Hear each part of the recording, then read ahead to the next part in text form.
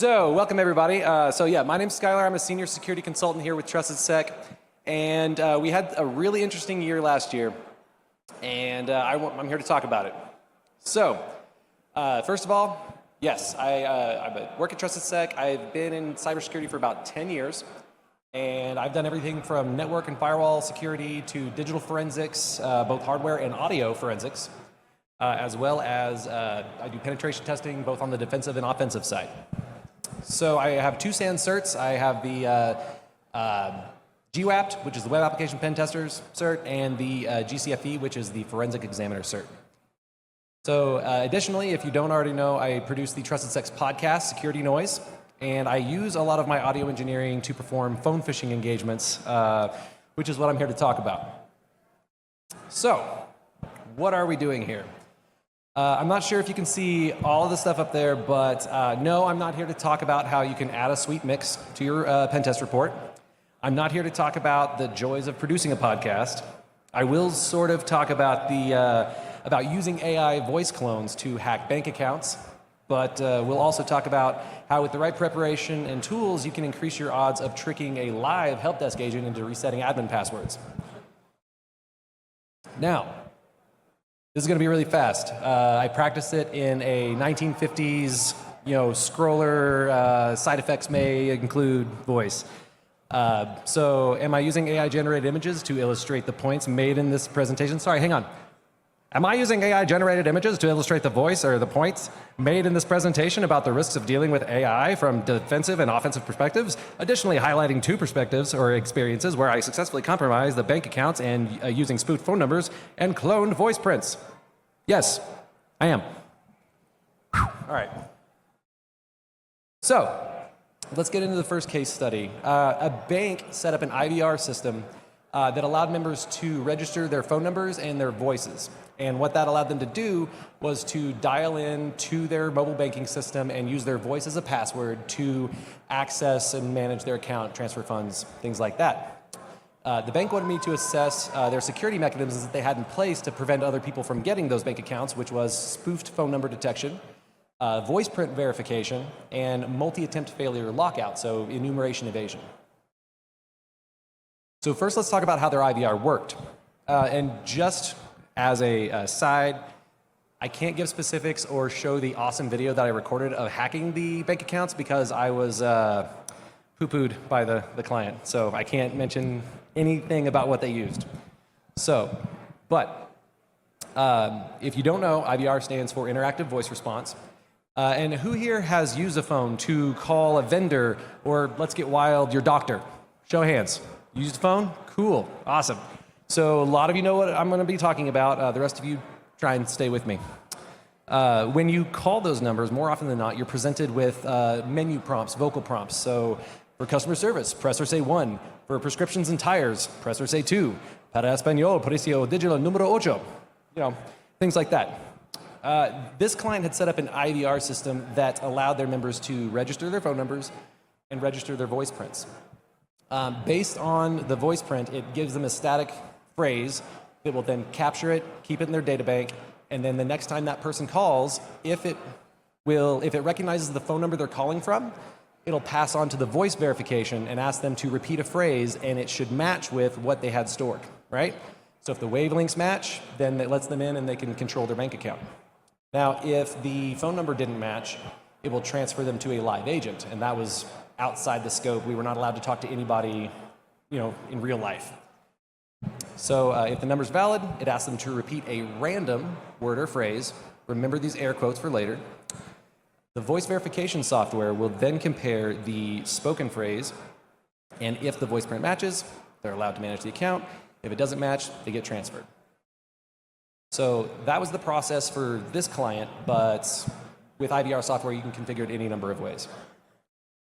So to prepare, the client wanted multiple accounts that included different regional dialects. So they wanted different accents and different ways of talking. And luckily, Trusted Sec has employees and consultants all over the United States, and so we convinced the client to let us use Trusted Sec employees as our test subjects. And so we were able to get a wide variety of just dialects and different speaking styles. And so Each consultant used their personal phone numbers and voices to register into the system. And once the client configured the test accounts, we started coming up with the attack plan. For tools, I discovered that I didn't really need much to pull this off. You can see on the screen there, I've got just 4 resources there, and time was probably the biggest resource. So, you see all these things here. I needed first a way to spoof my target phone numbers. So VoIP is a voice over IP tool that we can use, and it lets you manually enter the from phone number. And I next needed a way to clone my test subject's voice. I decided to use 11labs.io. There's a lot of others out there, but this one was free and generated really clean clones for what it was. Although it was free, it only lets you it lets you clone 1 voice. So I had to pay a whopping $5 to get 10 additional voices. And lastly, I needed a way to send the cloned voices that I generated through VoIP, all through the computer so the system can hear it. Elgato makes software and hardware for content creators and streamers and stuff like that. And so I have the Stream Deck XL there, you can see. It has 32 buttons on it, and they're all customizable. I'm not paid by them, I just really like their stuff. And so I was able to generate a soundboard. I used Elgato's Wavelink software as a audio bus, excuse me, and it routed applications to other applications pretty easily. So I was able to route all of my soundboard to VoIP, so whoever picked up the phone could hear anything on my computer. Next, we went to reconnaissance. In a real-world scenario, an attacker would start looking for any publicly available audio of their target. So this could be anything from a webinar, a podcast, a TikTok video, really anything that can be replayed digitally. However, in this case, the client allowed us to use Trusted Set consultants, so that made things a lot easier, and not just because I'm the podcast producer and have audio of almost every employee that's ever been on the podcast, but it just really helped. Nearly all the Trusted Sec employees are active in the online community, so I didn't have to necessarily pull from my Trusted Sec archives. It was already out there. Trusted Sec consultants are on webinars and other partners podcasts, and a lot of our consultants even go on the news, MSNBC and CNN and all that. So it was really easy to find the audio. So we also included some non-Trusted Sec people because I didn't want to make it too easy, and I had those individuals send me voicemails, voice memos, really like nothing that was just a clean mic recording of a voice. I wanted like some gritty ambience with some of the voices. And so by doing this, we diversified the quality of the sample data being fed into 11 labs. So after the voice profiles were created, I proceeded to probe the IVR. I forgot to show all the shiny stuff. So I began to write out the flowchart in a notebook when I called the IVR system and recorded every menu prompt that it gave. So I just kind of like manually mapped out my navigation path. And all the submenus, and I navigated through each one, and I realized that the random, air quotes, remember, verification process was actually just a rotating bank of phrases that they had statically put in there. So there was no random generation that could trip up, an attacker. So I was able to confirm with the client that they used the static library, but they were picked at random, which is why they said random. Overall, it took me approximately 3 hours to log the entire bank of prompts that came through and also compromise 8 out of 9 of the accounts, I believe. We'll get to that here in a second. But it was mainly 3 hours of calling, hanging up, and repeating the steps until I had everything I needed for 11 labs. So once I had all the voice responses and then all the tools organized, I called the mobile banking system again with the spoof phone number using VoIP, and the phone number spoof verification didn't detect it. I tried all the phone numbers, and it didn't detect anything as spoofed, so that was a win. But it proceeded to the account verification, the voice verification side, and just using 11 Labs default settings when I'm creating these voice clones, I was able to get 80% of my test accounts pass through without changing any settings, without tweaks, using this free or cheap tool. I fed in probably maybe just 10, 20 seconds of audio per subject. I mean, very small amount of data, and this very cheap tool was able to make almost exact clones. The remaining voice profiles only needed small tweaking to successfully authenticate, with the exception of one of my colleagues, Kelsey. I don't know what it was about her voice, but we could not get it to pop. And it may have been a Valley Girl accent, I don't know, but it just wasn't taken. So I think she's safe from the robots right now. So the engagement concluded, like I said, with me compromising 8 of the 9 test accounts that they gave us, and we were then able to work with the client on remediation steps. So these were the recommendations that we gave them. The first one was to implement number spoofing security controls if one wasn't already in place, and if it was being used, that they needed to check with their vendor and maybe tighten down some of their controls. Second was they needed to configure the IVR system with stricter voice biometric configurations. And then lastly, it was to implement a lockout policy, because I had 3 hours of calling and failing, calling and failing, calling, failing. A lot of it was from the same phone number until I got one to pop, right? So I was calling multiple times, and I never locked out those accounts. And this was a week-long engagement, so I'm just talking about my first 3 to 5 hours here on the engagement. I kept doing it for 4 more days, and I never got locked out. So they need to implement that. It needs to be, I don't know, it wasn't fun for them, but it was fun for me. So that was using voice AI cloning to circumvent IVR voice verification. So let's talk about using AI voice cloning in a live call environment with humans. So on this one, I assisted on another engagement where the client just wanted us to try and clone their CIO's voice and then call their help desk and try to get admin passwords reset. We were allowed to pick the setup, the scenario that we were going to, come in blasting with, and this was considered a type of phishing engagement. So, except we're using AI voice clones to impersonate a real person with the organization. So, there were some challenges to come with voice AI phishing, or as I call it, vaping. So, these tests were being performed with live individuals on the other line, so questions can be unpredictable. The person on the other end could be really good at identifying AI voices with the subtle nuances, little pauses, incorrect emphases, things like that. So to increase our odds of being successful, we needed a pretty massive soundboard. My Elgato Steam Deck only had 32 tiles, so we needed to do some interneting to find another solution. So the way the engagement worked, we first had to find audio of the CIO somewhere. And that was somewhat of a challenge because we couldn't initially. I found a single podcast that the CIO was on, and it was like a tech security podcast. And so using some old school HTML hactics, some of you might know what I'm doing here, we were able to download the podcast audio from the website, and then I trimmed it down for 11 Labs to consume. So then after we had a solid voice print profile for the CIO, we proceeded to build our soundboard.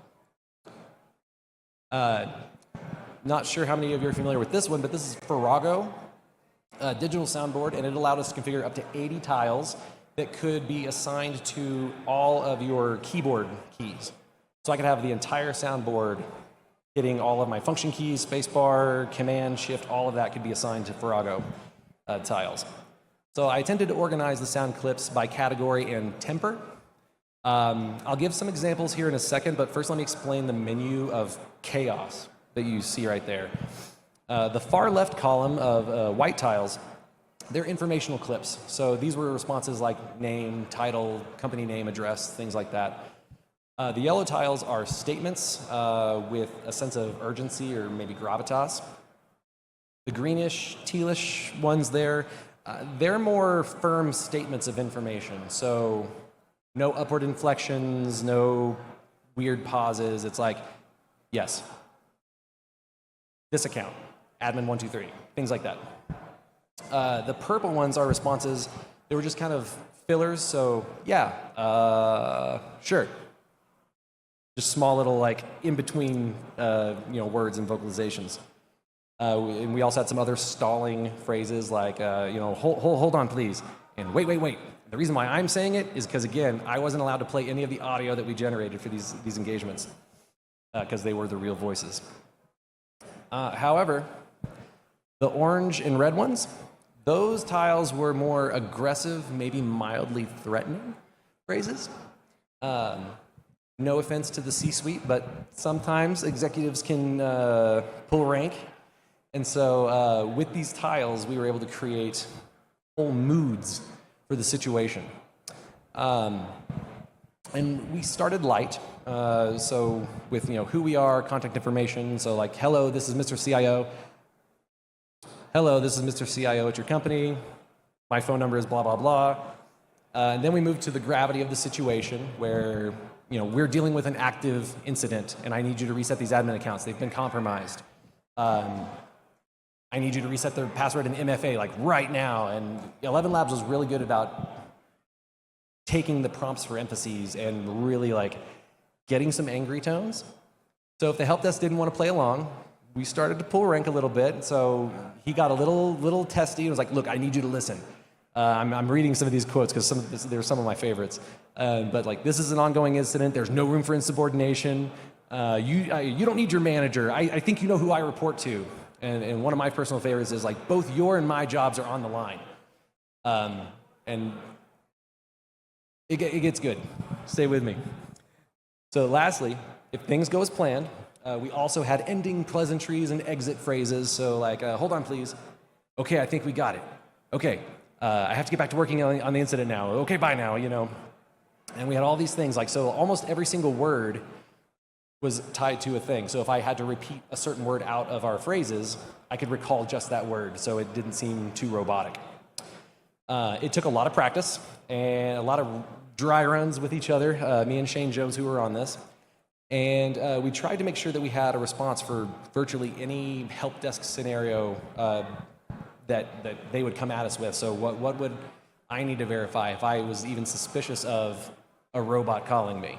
What questions would I ask to try and capture this robot, right? So we had everything configured, and finally it was time to test our work. So my colleague Shane Jones, who I assisted, made the first call. We were both pretty nervous because neither of us had done, prank calls since we were in high school, and working with a live human is something us pen testers aren't exactly accustomed to. So after some pep talking, Shane made the first call around 12:10 p.m., and by 12:12 it was all over. So it took 2 minutes to compromise admin accounts with a live help desk agent. The agent never questioned the AI clone and immediately reset the passwords for 2 admin accounts. And while we didn't get the new passwords over the phone, they did send new passwords via email to the CIO immediately, but he commissioned the test. So, mission accomplished. That was enough to satisfy the engagement. After we informed the CIO that we successfully, pwned him, that we vaped with their help desk, the client took immediate action. Now, can anybody guess what they did? Shout it out if you can guess what the company did.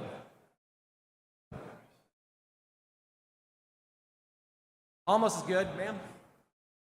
Yelled at people? I mean, probably, but not in an official capacity. So after we informed the client of our results, they immediately took that one help desk agent off the phones, and the team was gently reminded of their security awareness training. The client then asked us, so this is the CIO, asked us if we would be willing to call again the next day and see if anybody else followed suit. So finally it was my turn. So I had my soundboard, I was ready to pwn. Unfortunately, the help desk agent I got was on point with their awareness.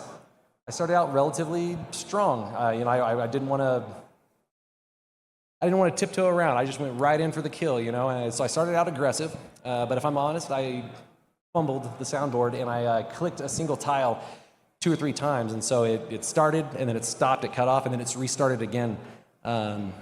And if you watch Rick and Morty, you might understand the flipping of an erroneous switch scenario. That's effectively what happened. So after that little mess up, the help desk agent was very smooth. He still played along for a while, but eventually I think he got bored, and he said, "Okay, hang on. I'm going to hang up. I'm going to call your office back. I got to make sure you are who you say you are." And he hung up. And at that point, break the phone, throw in the microwave, and okay, I'm burned. But I tried using more mildly aggressive before that happened. So I was trying to tell him, like, look, you're about to get fired if you don't play along. You got to do this. And I ended up calling maybe about 10 or 15 minutes later, and it was the same guy. And I was like, man, okay. So after I hung up again, I called back immediately. Maybe I was in like the rotation. Maybe I timed it wrong. So I called back immediately after I hung up, and it was the same guy again. Tells me, may have been the only one on the phones because everyone else was in awareness training. But regardless, after that, we decided the engagement was done. We satisfied it because we got the admin passwords already. We already had our objective met. So what did we learn? It only takes a little bit of recon and some free or cheap tools to fool both robots and humans. So first, the robots aren't taking over yet.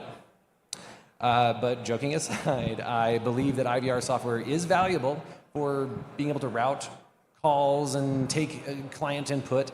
But the technology is still very volatile, and you got to be careful when you're implementing IVR to handle sensitive information, financial accounts. So in both case studies that I talked about today, reconnaissance played a significant role in our success. With the live help desk case, we demonstrated that the ease and likelihood of not only finding someone's voice, but being able to clone it and successfully trick a human into thinking that we're your boss. We even fooled Chad. Don't be like Chad.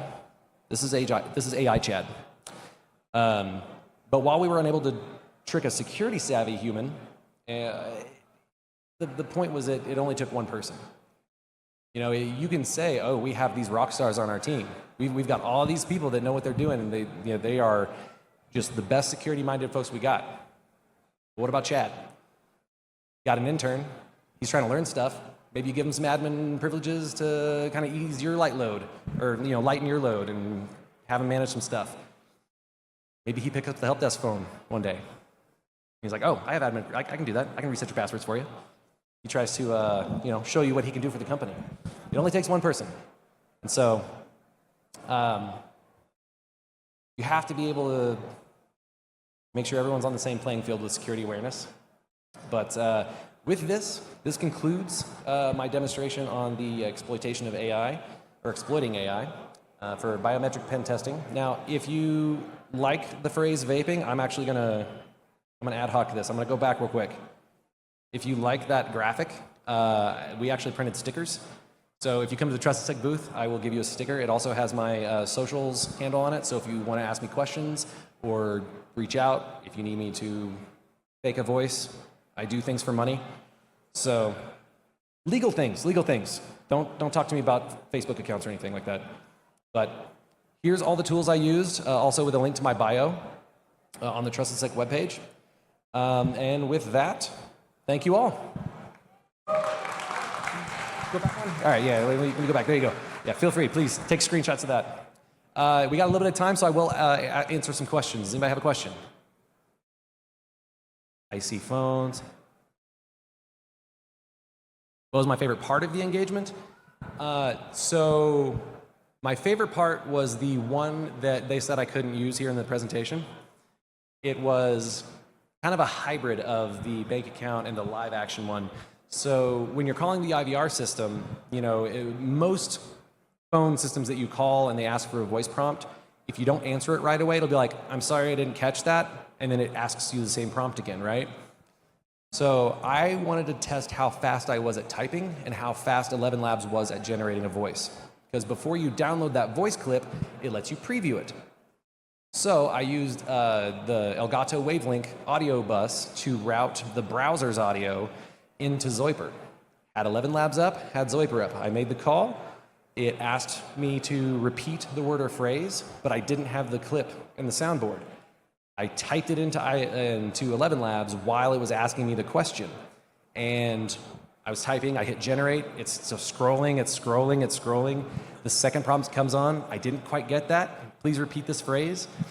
Right as it finished saying the phrase, it finished, I hit preview and it sent the audio in perfect timing and I got into the bank account. So that was probably my favorite part of the engagement, was when I like swordfished it and just down to the wire, gone in 60 seconds, the timer's coming, hit it, and then I got it right before it sent me to a live agent.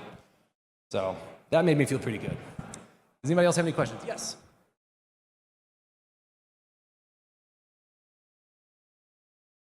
So I think you're talking about the voice modification, like the live voice mods. We had considered that.